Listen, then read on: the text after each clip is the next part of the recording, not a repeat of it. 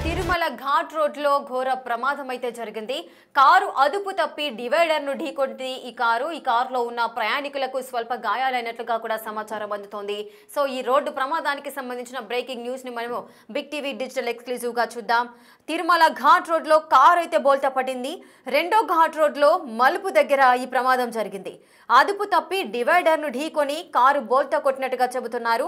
అయితే ఈ కారు తిరుపతి నుండి తిరుమల వెళ్లే మార్గంలో ఈ ప్రమాదం అయితే చోటు చేసుకుంది.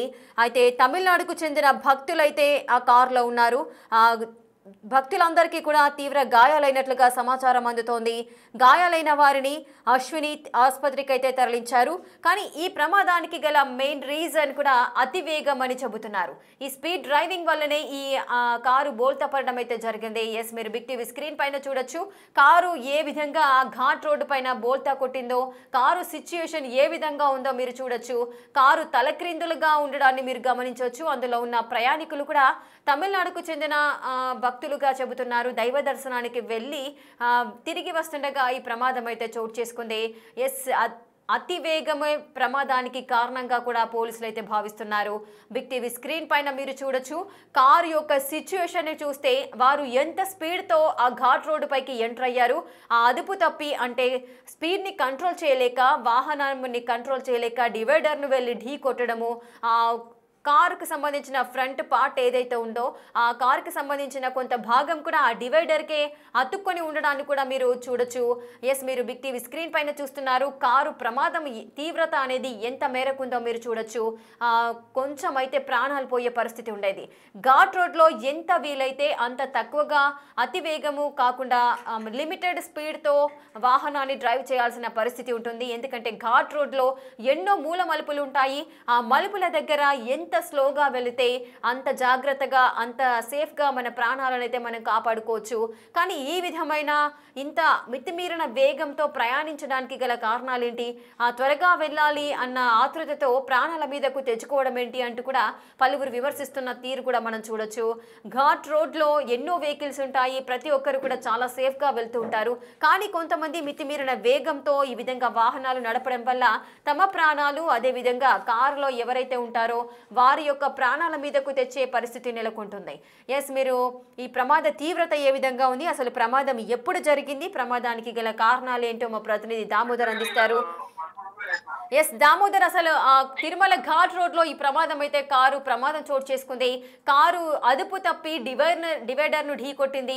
ఆ ప్రమాద తీవ్రత ఎంతగా ఉందో మనం బిగ్ టీవీ స్క్రీన్ పైన చూస్తే అర్థమవుతుంది. కారు తలక్రిందులుగా ఉండడము, డివైడర్ కు కారుకు సంబంధించిన కొంత భాగం స్టిక్ అయి ఉండడాన్ని కూడా మనం గమనించవచ్చు. మితిమీరిన వేగమే దీనికి ప్రమాదానికి కారణమా? అసలు ఈ ప్రమాదం ఎప్పుడు జరిగింది ఎగ్జాక్ట్ గా? ఉదయం 8:30 గంటల సమయంలో తిరుపతి నుంచి ఏదైతే కారు, తమిళనాడుకి చెందిన కారు అతి వేగంగా వెళ్తూ మలుపు వద్ద ఇటు డివైడర్ ను ఢీకొనడంతో కారు పడింది. కారులో ఉన్న 6 గాయాల పాల్గొనడంతో తిరుమల అశ్విని ఆసుపత్రి ప్రాథమిక చికిత్స ఉంచారు. అయితే పరిస్థితి కొంత ఇబ్బందికరంగా ఉంటే వారిని తిరుపతి స్విమ్స్ ఆసుపత్రికి తరలించారు. మొత్తం మీద తిరుగు వెళ్లే సమయంలో కానీ వేగ నియంత్రణ పాటించుకోకుండా టీటీడీ నియమ నిబంధనలు విధించింది. పైకి వెళ్ళడానికి 25 నిమిషాలు, విధంగా కిందికి రావడానికి 40 నిమిషాల సమయాన్ని పెట్టినప్పటికీ కొంతమంది ఏదైతే బయట ప్రాంతాలు, ముఖ్యంగా ఇతర రాష్ట్రాలకు సంబంధించిన వారు దాన్ని పాటించకుండా ఈ విధంగా చేయడం వల్లనే ఈ ప్రమాదం చోటు చేసుకుంది. వేగ పరిమితి లేకుండా కారును నడపడం వల్ల ఈ చోటు చేసుకుందని చెప్తున్నారు. ముఖ్యంగా డ్రైవర్ కాకుండా సొంత వాహనదారుడే ఈ రోజు ఈ కారును నడిపినట్లు సమాచారం. ఏదైతే తమిళనాడు నుంచి నేరుగా వస్తూ ఈ ప్రమాదానికి గురైనట్లు సమాచారం. మొత్తం మీద దీనికి సంబంధించి పోలీసులు దర్యాప్తు చేస్తున్నారు. అదేవిధంగా గాయపడిన వారిని ఒకరిని తిరుపతి స్విమ్స్ తరలించారు. మిగతా 5 పరిస్థితి క్షేమంగానే ఉందని చెప్తున్నారు. రేఖ. ఎస్ దామోదర్, అంటే ఈ కారులో ప్రయాణిస్తున్న వారంతా కూడా ఒకే కుటుంబానికి చెందిన వారా? రేఖ, తమిళనాడుకు సంబంధించి వారంతా ఒకే కుటుంబానికి శ్రీవారి దర్శనం కోసమే వారు వచ్చినట్లు చెప్తున్నారు. ముఖ్యంగా ఏదైతే స్వామివారి దర్శనానికి సంబంధించి వారు ఉదయం బయలుదేరినట్లు సమాచారము. ఉదయం తెల్లవారుజామునే బయలుదేరారు. కంటిన్యూగా వాహనం తోలడంతో పాటు ఏదైతే వేగంగా రావడం వల్లనే ఈ ప్రమాదం చోటు చేసుకున్నట్టు చెప్తున్నారు Rekha. Yes, thank you Damodar, thanks for the details. Right, ఇక తిరుమల ఘాట్ రోడ్లో రోడ్డు ప్రమాదం అయితే జరిగింది. అతి వేగమే ఈ ప్రమాదానికి కారణంగా భావిస్తున్నారు. కారు అదుపు తప్పి డివైడర్ని ఢీకొనడము, బోల్తా పడినట్టుగా కూడా తెలుస్తోంది. తిరుపతి నుండి తిరుమల వెళ్లే మార్గంలో ఈ ప్రమాదం అయితే చోటు చేసుకుంది.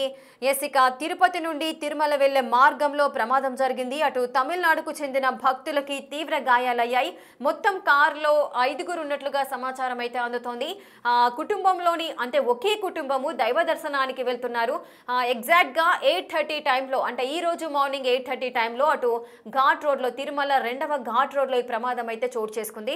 నార్మల్గా ఘాట్ రోడ్లో పైకి వెళ్ళడానికి వాహనాలకు కొంత టైం అయితే కేటాయించారు. అదేవిధంగా కిందికి వచ్చే వాహనాలకు కూడా ఎంత టైంలో ఆ వాహనాలన్నీ కూడా కిందికి చేరుకోవాలి అనే ఒక టైం మేనేజ్మెంట్ కూడా అధికారులు అయితే నిర్ణయించారు. అటు 40 నిమిషాలు కిందికి రావడానికి, పైకి వెళ్ళడానికి 20 నిమిషాలుగా కేటాయించినట్లుగా కూడా మా ప్రతినిధి చెప్పారు ఇంతవరకు. సో తిరుమల అనగానే ప్రతి ఒక్కరు కూడా శ్రీనివాసుని దర్శనం చేసుకోవాలని చాలా మంది వివిధ ప్రాంతాల నుండి తరలి వెళ్తూ ఉంటారు. అంత ప్రాశస్త్యం కలిగిన తిరుమల తిరుపతి దేవస్థానానికి ఎంతో ప్రాముఖ్యత ఉంది. అటువంటి దేవస్థానానికి ప్రతి ఒక్కరు కూడా అటు వెళ్ళి ఆ 7 కొండల వారిని దర్శించుకోవాలని ఎంతో మంది అనుకుంటారు. సో ఆ నేపథ్యంలోనే ప్రతి ఒక్కరు కూడా వాళ్ళ యొక్క మొక్కులు చెల్లించుకోవడానికి అక్కడికి వెళ్ళడాలు, తలనీలాలు సమర్పించడము ఈ విధంగా జరుగుతూ ఉంటుంది. సో ఈ నేపథ్యంలోనే అటు తమిళనాడుకు చెందిన భక్తులంతా కూడా తమిళనాడు నుంచి ఇటు తిరుపతికి వెళ్తున్న సందర్భాలు ఉన్నాయి. అటు తిరుపతి నుంచి తిరుమలకు చేరుకునే టైంలో ఆ ఘాట్ రోడ్లోనే ఈ రోజు మార్నింగ్ 8:30కి అయితే ఈ ప్రమాదం అయితే చోటు చేసుకుంది. అంటే కంటిన్యూస్గా డ్రైవ్ చేయడం వల్ల అసంతృప్తి, లేదు అంటే ఆ నర్వస్నెస్తోని ఈ ప్రమాదం చోటు చేసుకుంది అని కూడా అనుకోవచ్చు. కంటిన్యూస్గా డ్రైవ్ చేయడము, అదేవిధంగా త్వరగా వెళ్ళి దర్శనం చేసుకొని మళ్ళీ తిరిగి వెళ్ళాలి అన్న ఆతృతతో అనుకోవచ్చు. ఈ విధంగా ఓవర్ స్పీడ్తో వెళ్ళడం, అంటే పైకి వెళ్ళడానికి కేవలం 20 నిమిషాల టైంని అయితే అధికారులు కేటాయించారు. అంటే ఆ టైంలోనే వాహనాల వేగం ఎంత ఉండాలి అనేది నిర్ణయానికి రావచ్చు. సో మితిమీరిన వేగంతో వాళ్ళు ప్రయాణించడము, ఆ మూల మలుపు వద్ద కారు అదుపు తప్పి అటు డివైడర్ను వెళ్ళి బలంగా ఢీకొనడం వల్ల కారు తలక్రిందులుగా కింద పడిపోవడాన్ని కూడా మనం చూడొచ్చు. ఆ స్పీడ్ ఎంతగా ఉందంటే ఆ డివైడర్కి కూడా కారు యొక్క పార్ట్స్, ఫ్రంట్ పార్ట్ ఏదైతే ఉంటుందో అది ఆ డివైడర్ను అతుక్కొని, అంటే ఆ డివైడర్కి స్టిక్ ఆన్ అయిన సిచ్యువేషన్ కూడా మనం చూస్తున్నాము. సో కారు కూడా తలక్రిందులుగా ఏ విధంగా ఉంది, ఫ్రంట్ పార్ట్ కింద మొత్తం డ్యామేజ్ అయిపోయింది. సో అంత నుజ్జు అయిపోయింది కార్ అంతా కూడా. ఒకవేళ అదే సిచ్యువేషన్లో ఇంకా ఏదైనా వాహనం వచ్చినట్లయితే ఏంటి పరిస్థితి? సో ఇది అదుపు తప్పడము, ఎదురుగా ఉన్న వాహనము లేదంటే వెనకాల వచ్చే వాహనం కూడా చూసుకోకుండా ఒకవేళ రెండు కూడా ఒకదానికొకటి ఢీ కొట్టినట్టయితే పరిస్థితి ఇంకా వేరేలా ఉండేది. ఇంకా ప్రాణ నష్టం కూడా సంభవించే అవకాశాలు కూడా ఉంటాయి. సో ఈ విధమైన నిర్లక్ష్యపు డ్రైవింగ్, అదేవిధంగా ఓవర్ స్పీడ్తో వెళ్ళడాన్ని తగ్గించుకుంటే ప్రాణాలను కాపాడుకోవచ్చని పలువురు అంటున్న తీరు అయితే ఉంది. సో ఈ ప్రమాదము తిరుమల తిరుపతికి దేవస్థానంకి సంబంధించిన తిరుమల ఘాట్ రోడ్ వద్ద, 2వ ఘాట్ రోడ్ వద్ద ఈ కారు ప్రమాదం అయితే చోటు చేసుకుంది. అతి వేగంతో ప్రయాణించడం వల్ల కారు బోల్తా పడింది. అటు డివైడర్ను వెళ్ళి ఢీకొట్టి బోల్తా పడిన సిచ్యువేషన్ మనం చూస్తున్నాం. కారులో ఎవరైతే ఉన్నారో ప్రయాణికులంతా కూడా ఒకే కుటుంబానికి సంబంధించిన వారిలో ఒకరి పరిస్థితి అయితే 5గురు కూడా సేఫ్గా ఉన్నట్టుగా సమాచారం అందుతోంది. వారంతా కూడా దగ్గరలో ఉన్న హాస్పిటల్కి వాళ్ళని తీసుకువెళ్ళడము, జాయిన్ చేయడం కూడా జరిగింది. వారు ప్రజెంట్ అయితే ప్రాణాలతో బయటపడ్డారు. కానీ ఇటువంటి ఓవర్ స్పీడ్తో వెళ్ళడము తగ్గించుకుంటే మంచిది, ప్రాణాలు కాపాడుకోవచ్చు అంటూ కూడా పలువురు చెబుతున్న సిచ్యువేషన్స్ ఉన్నాయి.